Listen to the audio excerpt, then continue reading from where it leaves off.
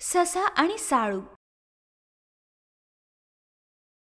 नर्मदा नदीच्या किनारी एक घनदाट जंगल होतं, पण त्यात राहणारे प्राणी नेहमी आपापसात भांडत असत.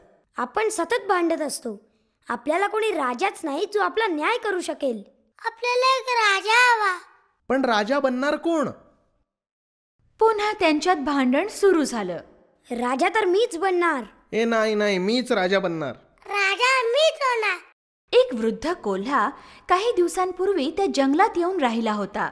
आपल्या गुहेतून तो जोरात ओरडत बाहेर आला. कसला आवाज आहे हा? चला जरा जाऊन तरी बघतो काय चाललंय रे. प्राण्यांनी पाहिलं की तो कोल्हा त्यांच्याच दिशेने येत होता. या कोल्ह्यालाच आपण राजा बनवूया का? हे ठीक आहे. जेव्हा तो वृद्ध कोल्हा त्यांच्या जवळ आला, आम्हाला एक राजा हवाय. तुम्हाला आमचा राजा बनणं आवडेल का?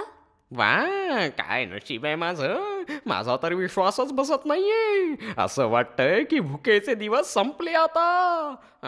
माझी काही हरकत नाहीये, पण हे बघा, मला हिंसा अजिबात आवडत नाही. कोणताही प्रकार संपूर्ण जाणून घेतल्यानंतरच जर मला वाटलं तरच मी अपराध्याला मृत्यूदंड देईन. सगळ्या प्राण्यांना खूप आनंद झाला. महाराज, हिंसेच्या विरोधात आम्हीही आहोत, परंतु एक न्यायप्रिय राजा अपराध्याला मारू शकतो. ठीक आहे, ठरलं तर. दुसऱ्याच दिवशी ससा आणि साळू मध्ये पुन्हा एकदा भांडण झालं. हे बघ, हे बिळ माझं आहे. नाही, हे माझं आहे. मी आधी पाहिलं. तू आधी बघितलं असशील, पण माझ्याच बाबांनी ते आधी बनवलंय. तुझ्या बाबांनी बनवलं म्हणून काय झालं? ते तर कधीच चढून गेले. अच्छा, असं आहे तर चल आपण राजाकडे जाऊ. चल. न्याय मागण्यासाठी ते दोघेही जण वृद्ध कोल्ह्याजवळ गेले. ओ महाराज, आम्हाला न्याय हवाय, न्याय. काय झालं आता? दोघेही एकाच वेळी आपापली बाजू कोल्ह्याजवळ मांडू लागले. थांबा, मी वृद्ध झालो आहे आणि मला नीट ऐकूही येत नाही. जरा जवळ येऊन सांगा बघू.